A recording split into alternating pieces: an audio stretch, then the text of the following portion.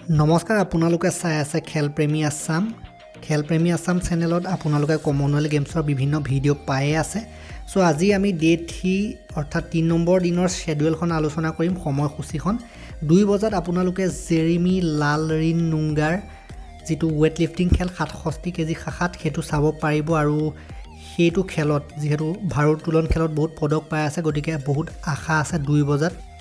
then যদি আপোনালোকে চাই বক্সিংৰ বহু খেল হ'ব বহুকেইখন খেল গুৰুত্বপূৰ্ণ প্লেয়াৰ আছে সো নিখাত জাৰিনে 4:45 বজাত খেলা দেখিবলৈ পাব ওয়াৰ্ল্ড চেম্পিয়নশ্বিপত গোল জিকা নিখাত জাৰিনৰ খেল ঠিক সেইদৰে শিৱ থাপা অসমৰ শিৱ থাপাই 5:15 বজাত খেলা দেখিবলৈ পাব সন্ধিয়া ঠিক সেইদৰে সুমিতৰ খেল আপোনালোকে নিখা 12:15ত চাব পাৰিব আৰু নিখা 1 বজাত আপোনালোকে সাগৰৰ খেল চাব পাৰিব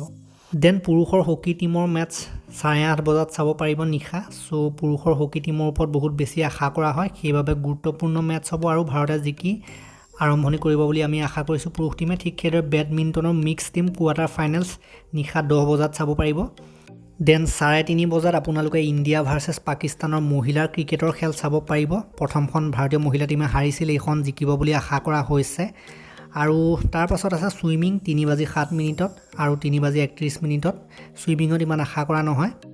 ঠিক সেইদৰে সাইক্লিঙৰ খেল আছে সাইক্লিঙতো ইমান আশা কৰা নহয় সো এইবিলাক টাইম দিয়া আছে আপোনালোকে চাব পাৰে যদি ইচ্ছা কৰে সো এয়াই আছিল ডে 3 শেডিউল যদি ভিডিওটো ভাল লাগিলে এটা লাইক কৰিব শ্বেয়াৰ কৰিব চেনেলটোলৈ নতুনকৈ আহিছে যদি সাবস্ক্ৰাইব কৰি ঘণ্টাটো দবাই থৈ যাবলৈ নাপাহৰিব তেতিয়ালৈকে ধন্যবাদ